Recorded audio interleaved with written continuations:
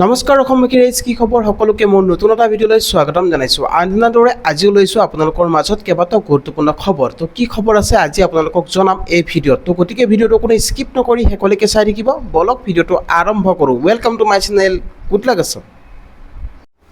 ৰাজ্যৰ লাখ লাখ মহিলালৈ আহিছে এটা ডাঙৰ ঘোষণা, যিটো ক'ব খুজিছোঁ অৰুণোদয় আঁচনিলৈ। অৰুণোদয় আঁচনিৰ নাম বহুতৰে কৰ্তন হৈ গৈছে। আপোনাৰ নামটো কৰ্তন হৈছে নেকি? যদি আপোনাৰ নামটো লিষ্টৰ পৰা নোহোৱা হৈছে তেনেহ'লে আপুনি অৰুণোদয় ধন নাপায়, আৰু আপোনাৰ নামটো থাকিলেহে আপুনি লাভ কৰিব অৰুণোদয় 30ৰ ধন, 30 সুবিধা। আৰু যিসকল পুৰণি হিতাধিকাৰী আছে সেই পুৰণি হিতাধিকাৰীসকলৰো যিহেতু ইতিমধ্যে কিস্তি পোৱা নাই, তো বহুতো মহিলাৰ যিটো অৰুণোদয় আঁচনিৰ পৰা যিটো বঞ্চিত হ'ব লগা হৈছে। তো কিহৰ বাবে বঞ্চিত হ'ব লগা হৈছে?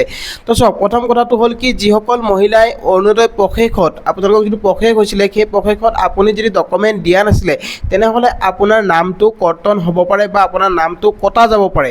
তাৰ কাৰণে আপোনালোকে কি কৰিব লাগিব? তাৰ কাৰণে আপুনি পঞ্চায়তত যাওক। পঞ্চায়তত গৈ এখন লিষ্ট আহিছে, যিটো সেই লিষ্টখন আপুনি চেক কৰক। যদি সেই লিষ্টত আপোনাৰ নামটো আহিছে তেনেহ'লে আপুনি লাভ কৰিব অৰুণোদয় সুবিধা। আৰু আপোনালোকক ক'ব খুজিছোঁ, অৰুণোদয় আঁচনিৰ যিটো ধন আপোনালোকক সকলোকে দিম বুলি কৈছিলে, সকলো মহিলাকে অৰুণোদয় দিম বুলি কৈছিলে, কিন্তু ৰেচন কাৰ্ডত যিটো খেলি মেলি, বহুতো ৰেচন কাৰ্ড এনেকুৱা হৈছে কিছুমান অযোগ্য লোকেও যিটো ৰেচন কাৰ্ড লাভ কৰিছে। আৰু আপোনালোকৰ পৰিয়ালত যদি 3-4খন ৰেচন কাৰ্ড আছে তেনেহ'লে আপুনি অৰুণোদয় সুবিধা নাপায়। তো আপোনালোকৰ ৰেচন কাৰ্ড এখন হ'ব লাগিব। যদি আপোনাৰ এখন ৰেচন কাৰ্ড আছে, আপোনালোকৰ ঘৰত যদি 4জন মেম্বাৰ আছে, এখন ৰেচন কাৰ্ডতে যদি 4জন মেম্বাৰ আছে তেনেহ'লে আপুনি লাভ কৰিব অৰুণোদয় সুবিধা। আৰু যদি আপুনি অৰুণোদয় কিস্তি পাই আছিলে বা আপোনাৰ ঘৰত 4জন মেম্বাৰে আছে বা এখন ৰেচন কাৰ্ড, যদি তাৰ পিছতো আপোনাৰ নামটো কৰ্তন হৈছে তেনেহ'লে আপোনাৰ চিন্তা কৰাৰ কাৰণ নাই, যিহেতু অৰুণোদয় আঁচনি আকৌ দিয়া হ'ব আৰু ফাইনেল লিষ্ট ওলাব।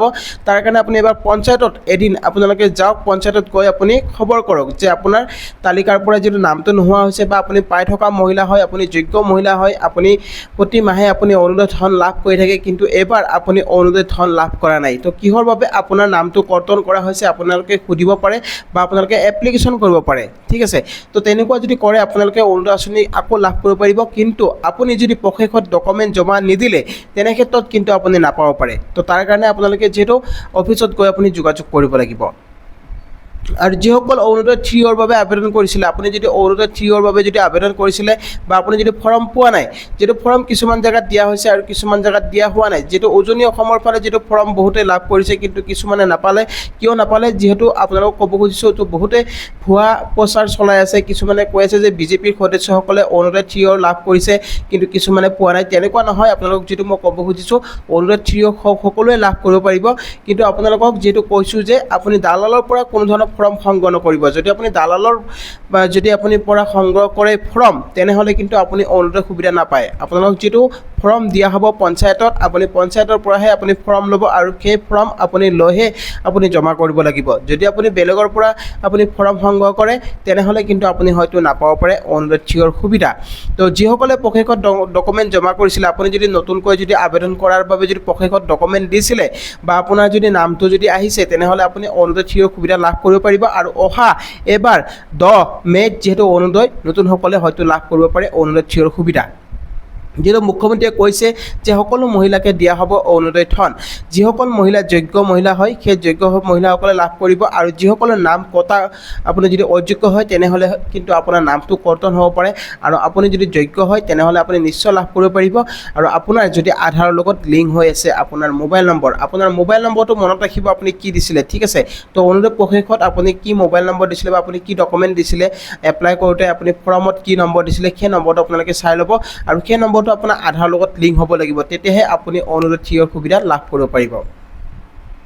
তো গাইজ, প্ৰথম কথাটো হ'ল কি, অৰুণোদয় সুবিধা এবাৰ যিহেতু বহুতো মহিলাৰ নাম কটা গৈছে, কিন্তু তাৰে ভিতৰত কিছুমানে হয়তো পাইছে, কিছুমানে পোৱা নাই। যদি আপুনি পোৱা নাই আপুনি চিন্তা কৰাৰ কাৰণ নাই। এই বিহু যিহেতু চলি আছে, যিহেতু সকলো ঠাইতে বিহুৰ বাবে যিহেতু ব্যস্ত হৈ আছে সকলো কাম কাজ, তো তাৰ কাৰণে কিছুদিন হয়তো সময় লাগিব পাৰে, কিন্তু আৰু কিছুদিন পিছতে আপোনালোকৰ আৰু এখন তালিকা ওলাব পাৰে।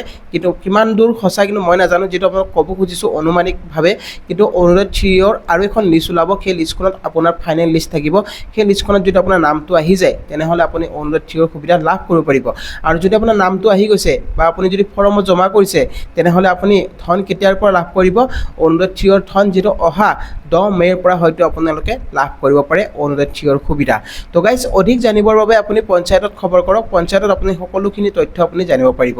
তো গাইজ নিশ্চয় বুজি পাইছে। আৰু এটা নেক্সট খবৰ জনাব বিচাৰিছোঁ লাখপতি বাইদেউসকললৈ। লাখপতি বাইদেউসকলৰ ধন এতিয়ালৈকে যিহেতু চৰকাৰে দিয়া নাই, কিছুমান সমষ্টিত দিছে, কিছুমান সমষ্টিত দিয়া নাই কিছুমান জেগাত। তো এতিয়া কেতিয়া ফাইনেল যিটো সকলোকে দিয়া হ'ব, তো সেইটো কামত যিটো চলি থকা হৈছে, যিটো চৰকাৰে কৰি আছে, আৰু কিছুদিনৰ পিছতে আপোনালোকৰ যিহেতু সকলো সমষ্টিতে যিটো অৰুণোদয় 3ৰ ধন আপোনালোকক যিটো লাখপতি বাইদেউৰ ধন মুকলি কৰি দিয়া হ'ব। আপোনালোকক প্ৰতিগৰাকী মহিলাই 10,000 টকাকৈ লাভ কৰিব পাৰিব। আপোনালোকৰ যদিহে আপুনি আত্মবৃক্ষ ৰোপণ যিটো গছৰ পুলি, যদি অমৃত বৃক্ষৰ গছৰ পুলি আপুনি দিছিলে, বা আপুনি কোনো ধৰণৰ যদি সমস্যা নাই, আপোনাৰ ফৰ্ম ফাইল কৰোঁতে আপুনি সকলোখিনি বস্তুৱে যদি দিছিলে, আপোনাৰ যদি নামটো আহিছে, যিটো নতুনকৈ লিষ্ট আপোনালোকে জানে দিয়া হৈছিলে, সেই লিষ্টখন আপোনালোকে যদি চোৱা নাই এবাৰ চাই ল'ব। MMUA বুলি আপুনি চাৰ্চ কৰি দিব পাৰে, তাত গৈ আপোনালোকে লিষ্টখন চাই ল'ব। যদি আপোনাৰ এই লিষ্টত নামটো আহিছে, তেনেহ'লে আপুনি নিশ্চিত থাকক আপোনাৰ একাউণ্টত 10,000 টকা সোমাই যাব। কিন্তু আপোনালোকে আপোনাৰ আধাৰ লিংক হৈ আছে নে নাই সেই বস্তুটো জানি ৰাখিব, আৰু আপোনাৰ KYC আছে নে নাই ঠিকেই। যদি আপোনাৰ সকলো ঠিকেই আছে, তেনেহ'লে আপুনি লাভ কৰিব 10,000 টকা। আৰু যিসকলৰ নাম কটা গৈছে তেখেতসকলে কি কৰিব লাগিব, তেখেতসকলে যিহেতু এবাৰ আপোনালোকে নাপাব, আকৌ নেক্সট আপোনালোকে যেতিয়া ওলাব হয়তো তেতিয়া আপোনালোকে ফৰ্ম ফাইল কৰিব লাগিব। যেতিয়া ফৰ্ম আহিব তেতিয়া আপোনালোকে ফাইল কৰি দিব লাগিব। আৰু আপোনালোক যিটো জনাব বিচাৰিছোঁ, বহুতৰে নাম কৰ্তন হৈ গৈছে, নাম মানে ৰিজেক্ট হৈ গৈছে লাখপতি বাইদেউ আঁচনিৰ পৰা। কিয়নো সেইসকল মহিলাৰ, যিসকল মহিলাৰ আধাৰ লিংক হোৱা নাছিলে, বা আপোনাৰ ফৰ্ম ফাইল কৰোঁতে যদি কিবা ৰৈ গৈছিলে, তো তেনেকুৱা যদি আপোনাৰ মিষ্টেক আছিলে, তেনেকুৱা মিষ্টেকৰ বাবে যিহেতু বহুতো মহিলাৰ নাম কাটি দিয়া হৈছে। তো আপোনালোকে তাতে চিন্তা কৰাৰ কাৰণ নাই, যিহেতু আপোনালোকক যিসকলে লাভ কৰিছে সেইসকলে লাভ কৰিব, আৰু যিসকলে পোৱা নাই নেক্সট বাৰ আপোনালোকে ট্ৰাই কৰিব পাৰিব। তো গাইজ আই হোপ আপোনালোকে নিশ্চয় ভিডিঅ'টো বুজি পালে। আজি আপোনালোকক এই দুটাকৈ খবৰ জনালোঁ। ভিডিঅ'টো চাই কেনেকুৱা পালে জনাব, ভাল পালে লাইক আৰু শ্বেয়াৰ কৰি দিব নাপাহৰিব। আৰু লগতে চেনেলটোত যদি নতুনকৈ আহিছে তেনেহ'লে ছাবস্ক্ৰাইব কৰি ৰাখিব, আৰু কাষত থকা বেল আইকনটো প্ৰেছ কৰি দিব, যাতে এনেকুৱা ধৰণৰ নতুন ইনফৰমেশ্যন আহিলে সকলোতকৈ আগত পাই থাকে। তো গাইজ আজিলৈ জয় আই অসম।